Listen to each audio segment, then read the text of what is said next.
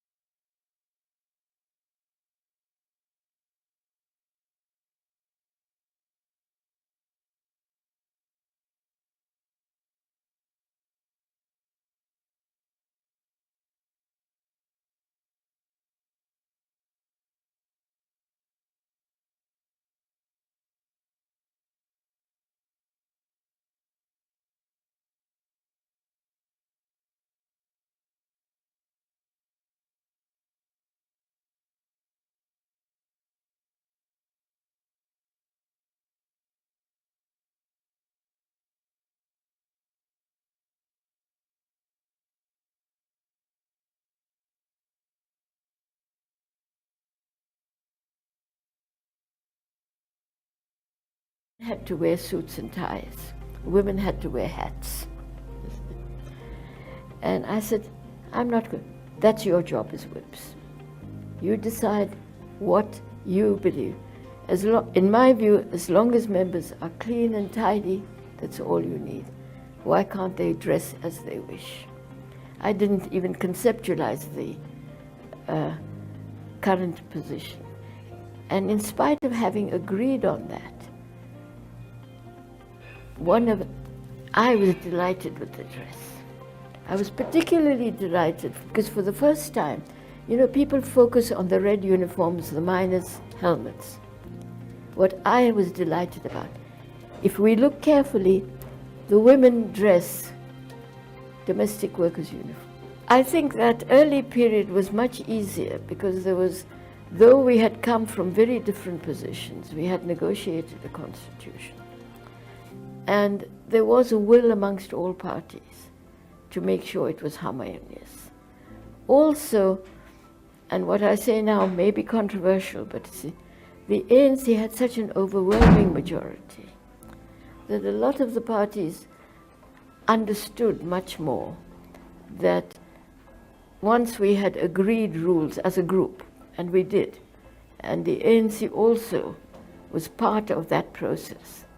They were not coming in and saying, this must happen because we ANC say so. You see, I had asked Mr. Mandela, who had pushed me to become Speaker. I said, now, tell me, what sort of parliament do you want? What is it you want out of parliament? So his instructions, and I was very fortunate because Reverend Stofile was the chief whip of the ANC. And he was an established leader, but not one who was a good negotiator, if I can put it that way. And Mr. Mandela said, run Parliament the way we ran the negotiations. So I had a meeting with Reverend Stofile. I said, what do you think that means? And now, in most parliaments, and tradition has been, you have the opposition, you have the government. Whether you sit on the left and right of the speaker could change. But we had much larger number of political parties. The ANC had a near two-thirds majority. So when the MPs walked in, they moved over beyond the 50% of parliament. And they occupied the front benches because we all came, we didn't know what a front bench was. So people just took their seats. And so with Stofile, we said, now, if this is what we need to do, how do we make that parliament a national parliament? How do we make the ANC members, the Freedom Front members, all of them say, that's our parliament? We were fortunate, one, of course, Madidaba, you can't deny that authority. TV for the first time was much more popular, and for the first time it was going to become more popular because people are going to watch it. So we must make sure that what they see is going to identify them. Now, if their leaders are sitting right at the back because they've only got 2 or 3 members, it's not going to happen. So I said, Stoff, you are the chief whip of the ANC. Move them off. Move all the ANC members who've taken the front seats off, and make sure the leader of every political party has a front row seats. And I called the TV cameras and SABC at that time and said to them, I said, look, we've got to build national unity. I'm not telling you what to do. I'm not telling you to censor Parliament, but I am saying, please focus on all the leaders. And this is important. There's no restriction on the media. So it's not a question of enough access, you see. The point is, in most good democracies, the media, it's wide open, and we had it wide open, you see. The only time we had a dispute as to where their offices should be located, and it was when I was speaking. I said, I'm sorry, the first priority for accommodation can't be the media. You see? And these days, you didn't have to be in the parliamentary building with all the TV and other links. So that was the only dispute we ever had with the media. Here, we are fortunate with our constitution, you see, that it does place constraints on everybody. And therefore, it's up now to the people who are elected to make sure that that constitution, and we've had an incredible constitutional court. I must say, I hadn't thought about it actually, to be honest, but I never expected perhaps, because somehow one had an illusion that judges were very conservative. The Constitution contains the most important rules of our political system. It protects the rights of the people inside the country, and it explains their obligations. It defines the institution of South Africa and what their powers are. All courts in South Africa are independent and subject only to the Constitution and law, and must apply the law without bias. Our court has been abiding by the Constitution and seeing that its obligation is to make sure that all those rights that are in the Constitution are actually delivered. If you look at their various judgments, you'll see that's happening. And it's something to be very proud of. I don't think we give them enough credit. But that is something. But Parliament has also got to discipline itself. You know, it's not just a question of one group of people or another group or one political party. And debates and arguments are part of the process. As long as there are no fisticuffs, it's okay.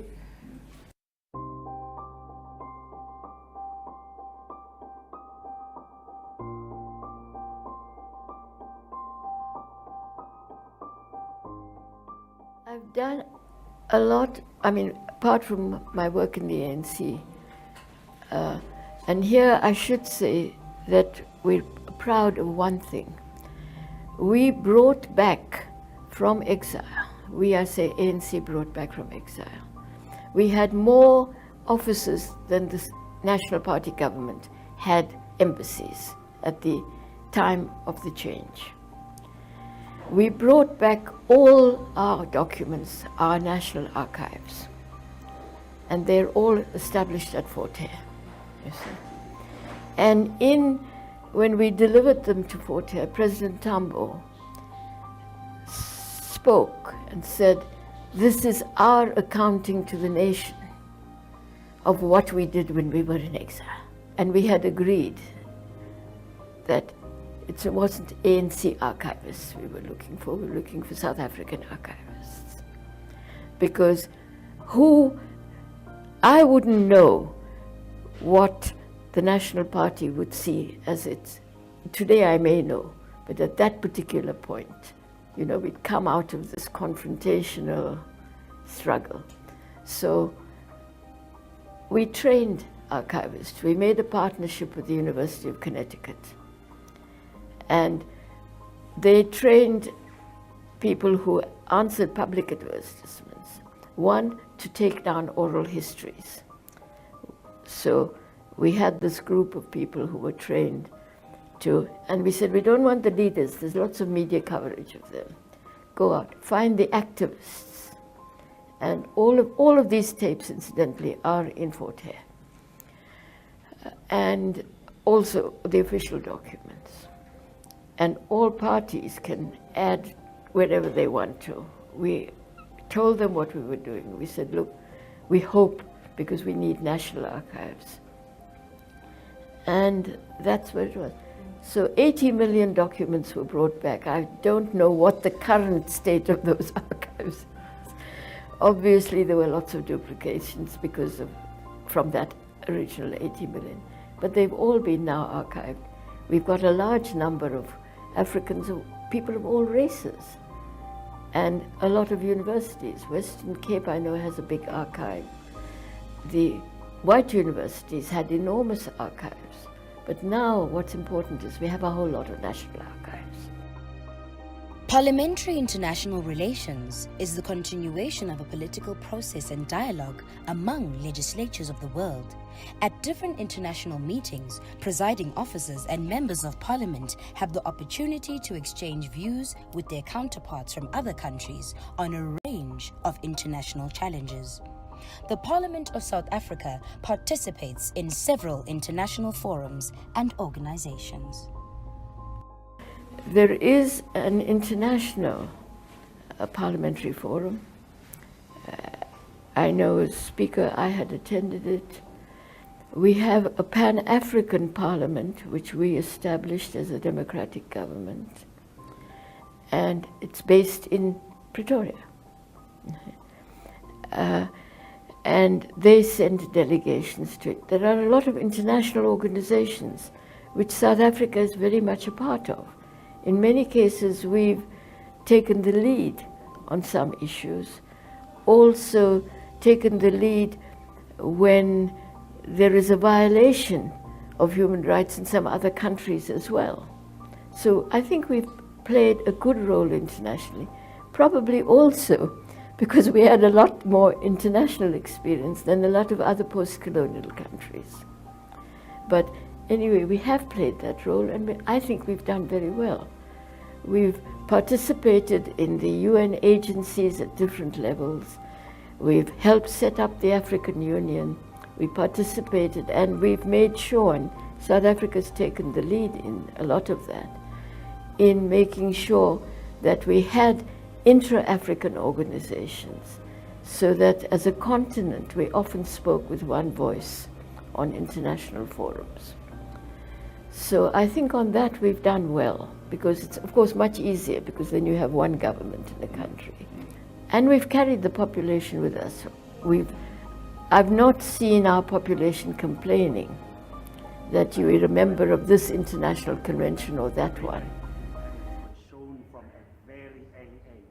She went to ask the school principal as to why is she not admitted at a school. What bravery. This is a girl from Fortsbeck, not so far from where we are. Maybe a home is still there, which can be turned into a museum to continue her legacy. We are still here at the Johannesburg City Hall, remembering the times and life of the stalwart, Dr. Frene Ginwala. The state memorial service, the official memorial service, taking place here at this hall. It's about to start at 10 o'clock, where the state president and other dignitaries will be amongst the speakers in a much anticipated event, and we are going to be having that time.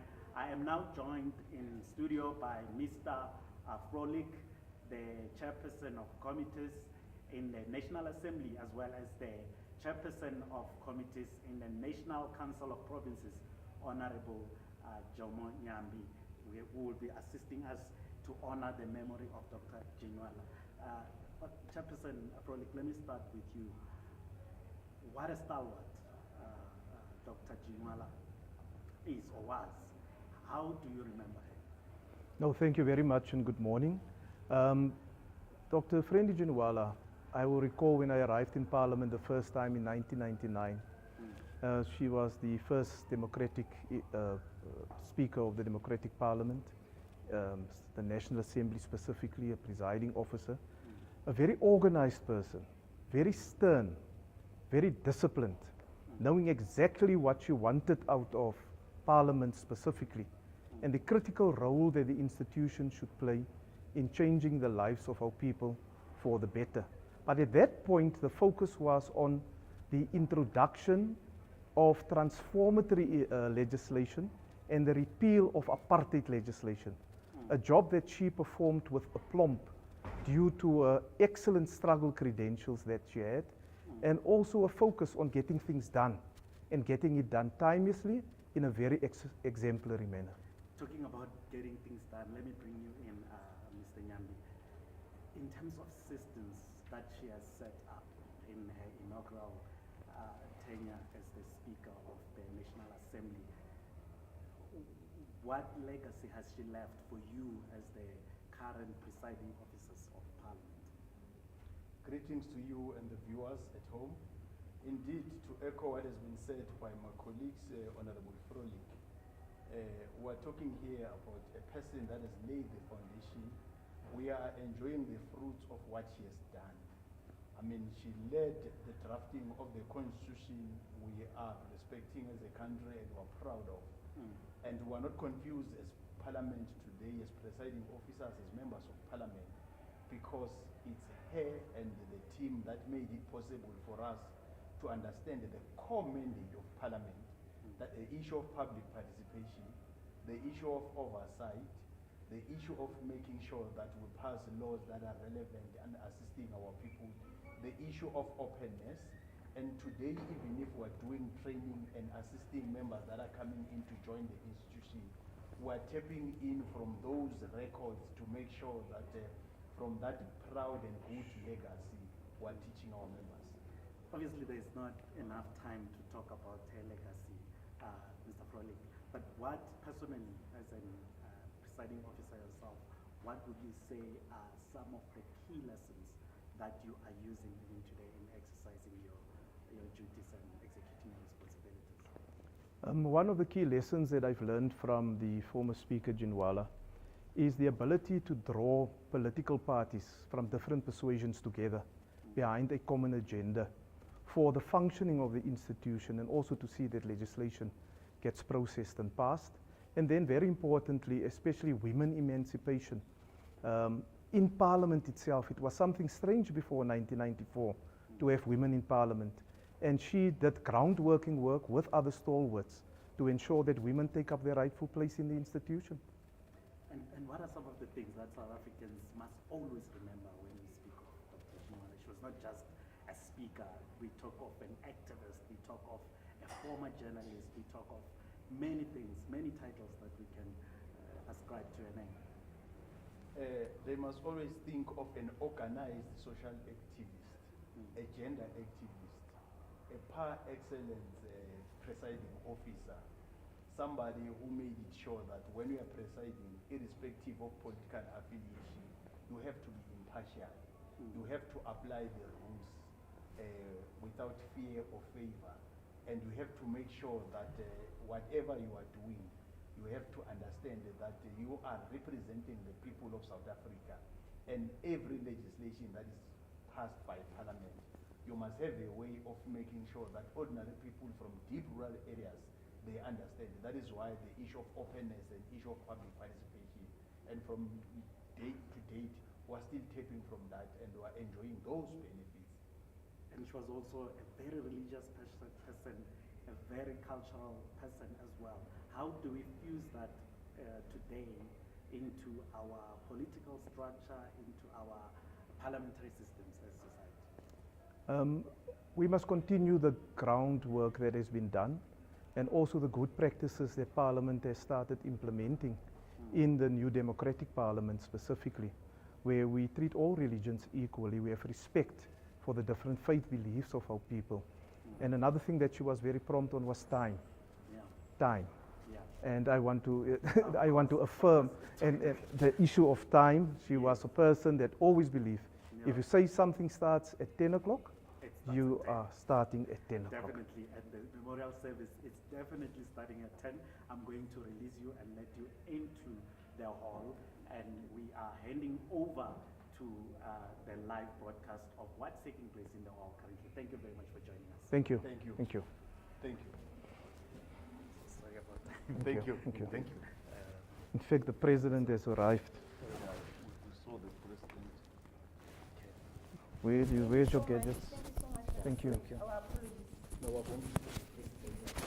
Following up on our commitments to the people, making your future work better. Parliament TV, Channel 408.